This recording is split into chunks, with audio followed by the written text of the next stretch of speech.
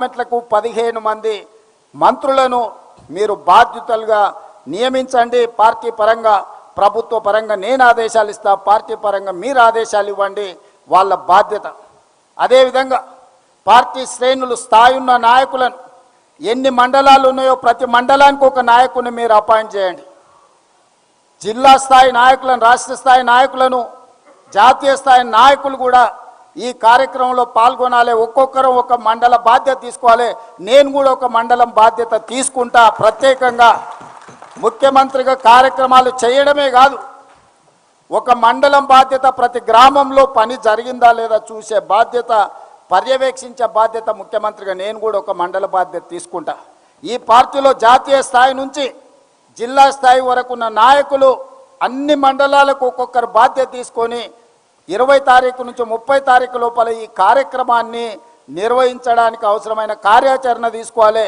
ప్రతి ఒక్క మండలానికి ఒక నాయకుడి పేరు మీరు అధికారికంగా ప్రకటించాలి. ఆ నాయకుడిదే ఆ మండలంలో బాధ్యత. ఆ మండలంలో ఏదైనా కార్యక్రమాలు జరగలేదంటే ఆ నాయకులే దాని మీద పూర్తి బాధ్యత తీసుకోవాలి. మీరు ఆ విధంగా కార్యాచరణను నిర్ధారించండి. అదేవిధంగా ఫిబ్రవరి 3 తారీఖు నుంచి 9 ఉమ్మడి జిల్లాలు ఉన్నాయి మనకు. హైదరాబాదు జిల్లాలో ఉపాధి హామీ ఉండదు కాబట్టి మిగతా గ్రామీణ ప్రాంతాల్లో ఉన్న 9 జిల్లాలలో ఫిబ్రవరి 3 తారీఖు నాడు మహబూబ్ నగర్ జిల్లాలో మొదలుపెట్టి ప్రతిరోజు ఒక జిల్లాలో ఒక్కొక్క 1,00,000 మందితోని దీనికి వ్యతిరేకంగా పెద్ద ఎత్తున బహిరంగ సభలు చేద్దాం. 9 జిల్లాలు నేను పర్యటన చేస్తా.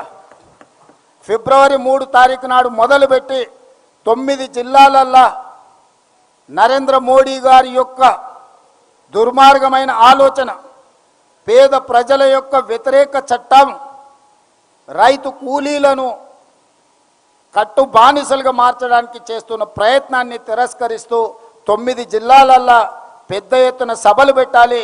ప్రతి సభకు ఒక మంత్రికి బాధ్యత ఇచ్చి 9 సభల నిర్వహణ కూడా దీన్ని ముందుకు తీసుకెళ్ళాలి. ఈ నిర్వహణ బాధ్యతను, సమన్వయ బాధ్యతను పొంగులేటి శ్రీనివాసరెడ్డి గారిని తీసుకోవాల్సిందిగా నేను చెప్తున్నాను. టోటల్గా పర్యవేక్షణ, ఈ అన్ని కార్యక్రమాల పర్యవేక్షణకు ఈరోజు మహేష్ కుమార్ గౌడ్ గారు, బట్టి విక్రమార్క గారు, అక్క మీనాక్షి నటరాజన్ గారు, వీళ్ళు ముగ్గురు టోటల్ కార్యక్రమాలను పర్యవేక్షిస్తారు. ఈ కార్యక్రమాలకు రాష్ట్ర స్థాయిలోనే కాకుండా జాతీయ స్థాయిలో సోనియా గాంధీ గారు వస్తే అత్యంత సంతోషపడే వ్యక్తిని. ఎందుకంటే ఈ చట్టానికి రూపకల్పన చేసి ఈ చట్టాన్ని మనకు అందించింది శ్రీమతి సోనియా గాంధీ గారు. వారు ఒక కార్యక్రమంలో ఎక్కడైనా పాల్గొనే విధంగా, ముఖ్యంగా ఈ ఉపాధి హామీ చట్టాన్ని రాష్ట్రంలో అమలు చేస్తున్నది ఆ శాఖ పంచాయతీరాజ్ సీతక్క గారు. సీతక్క గారి నియోజకవర్గ ప్రాంతంలో పెద్ద బహిరంగ సభ పెట్టి సోనియా గాంధీ గారు, రాహుల్ గాంధీ గారు, లేకపోతే ప్రియాంక గాంధీ గారు ఎవరో ఒకరిని ఆ సభకు మొట్టమొదటి ప్రాధాన్యత శ్రీమతి సోనియా గాంధీ గారు. వారి ఆరోగ్య పరిస్థితి సహకరిస్తే వారిని తెచ్చే విధంగా, లేకపోతే ఖర్గే గారు, రాహుల్ గాంధీ గారు, ప్రియాంక గాంధీ గారిని తెచ్చే విధంగా మీ నియోజకవర్గ ప్రాంతంలో 1,00,000 మందితోటి ఈ చట్టాన్ని రద్దు చేయడానికి, నరేంద్ర మోడీ మీద యుద్ధం చేయడానికి కార్యక్రమాన్ని రూపకల్పన చేసుకోవాల్సిందిగా నేను వారికి సూచన చేస్తున్నా. ఇట్లా అన్ని రకాలుగా మనం ఈ కార్యక్రమాలను ఫిబ్రవరి 13 తారీఖు లోపల చేసుకుంటే ఫిబ్రవరి 1కి ఈరోజు బడ్జెట్ను ప్రవేశపెట్టబోతున్నారు. ఈ 20 తారీఖు నుంచి 30 తారీఖు లోపల మీరు చేసిన తీర్మానాలన్నిటినీ మన పార్లమెంట్ సభ్యులు గ్రామ సభల తీర్మానాన్ని తీసుకెళ్ళి లోక్సభలో రాహుల్ గాంధీ గారికి, రాజ్యసభలో మల్లికార్జున్ ఖర్గే గారికి ఇచ్చి ఈ అంశాలను పార్లమెంట్ సమావేశాలల్లా, మొట్టమొదటి రోజు బడ్జెట్ సమావేశాలలోనే నరేంద్ర మోడీ గారు తెచ్చిన చట్టానికి వ్యతిరేకంగా నిరసన కార్యక్రమాలలో మన పార్లమెంట్ సభ్యులు కూడా పాల్గొనే విధంగా కార్యాచరణ నిర్ధారించుకోవాలి. దానికి ఏఐసిసి ఇన్ఛార్జ్ గారు, డిప్యూటీ సీఎం గారు, అదేవిధంగా పిసిసి అధ్యక్షులు సమన్వయం చేసుకొని జాతీయ స్థాయికి కూడా మనం అనుకుంటున్న కార్యాచరణని వాళ్ళకు అందజేయాలి. అందుకే మిత్రులారా, ఈరోజు ప్రధానమైన ఉద్దేశం జాతీయ ఉపాధి హామీ పథకం రద్దుకు సంబంధించిన కార్యక్రమానికి తెలంగాణ రాష్ట్రం మొట్టమొదటి శాసనసభ మనమే వ్యతిరేకిస్తూ తీర్మానం చేసినాం. పెద్ద ఎత్తున గ్రామాన చిన్న చిన్న తండాలలో కూడా గ్రామ పంచాయతీలు ఉన్నాయి. ప్రతి తండాలో ప్రతి గూడెంలో కూడా ఈ తీర్మానం జరిగితే నరేంద్ర మోడీ గారికి కనువిప్పు కలుగుతుంది. ఈ చట్టం పునరుద్ధరించే వరకు విశ్రమించని పోరాటం మనం చెయ్యాలి. మన అందరి సహకారం ఉండాలి. మన అందరం ముందుకు వెళ్ళాలి అని చెప్పి నేను ఈ సందర్భంగా మీ అందరికీ గుర్తు చేస్తున్నా. అదేవిధంగా మున్సిపల్ ఎన్నికలు కూడా రాబోతున్నాయని ఎన్నికల కమిషనర్ సమీక్ష చేస్తున్నారు.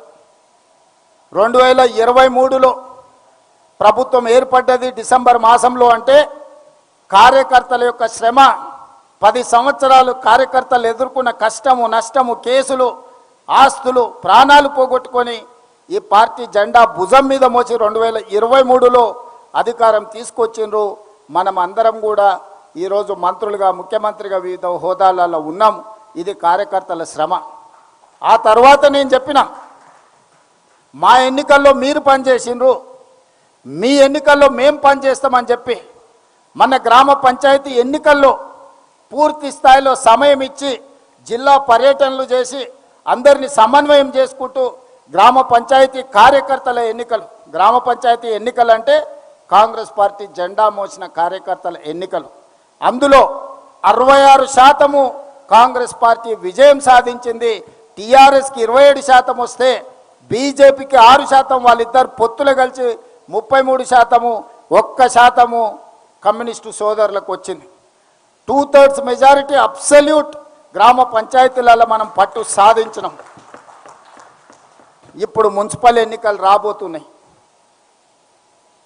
23లో అసెంబ్లీ ఎన్నికల్లో నెగ్గి చూపించినాం. 24 పార్లమెంట్ ఎన్నికల్లో బీఆర్ఎస్ను పొందబెట్టి గుండు సున్నాకు తీసుకెళ్ళినాం. కంటోన్మెంట్ అసెంబ్లీ ఎన్నికల్లో టీఆర్ఎస్ను ఓడించినాం. జూబ్లీహిల్స్ ఉప ఎన్నికల్లో టీఆర్ఎస్ను ఓడించినాం. సర్పంచ్ ఎన్నికల్లో ఓడించి మన సత్తా చూపించిండ్రు కార్యకర్తలు. రాబోయే మున్సిపల్ ఎన్నికల్లో కూడా ఈ 2 సంవత్సరాల్లో అన్ని ఎన్నికల్లోనే మనం గెలుస్తూ వచ్చినాం. రేపటి మున్సిపల్ ఎన్నికల్లో కూడా అబ్సల్యూట్ మెజారిటీ సాధించి అన్ని మున్సిపాలిటీల మీద కాంగ్రెస్ పార్టీ జెండా ఎగరేస్తే స్థానిక సంస్థలలో మన పట్టుంటే మన మంత్రులు మన ఎంపీలు మన ఎమ్మెల్సీలు మన ఎమ్మెల్యేలు నిధులు ఇయ్యగలరు, గల్లీలు అభివృద్ధి చెయ్యగలరు. ఈ విషయాన్ని ప్రజలకు చెప్పాలి. ఇవాళ ప్రభుత్వం మన దగ్గర ఉంది. రాబోయే 8 సంవత్సరాలు కనీసంగా మనం అధికారంలో ఉంటాం.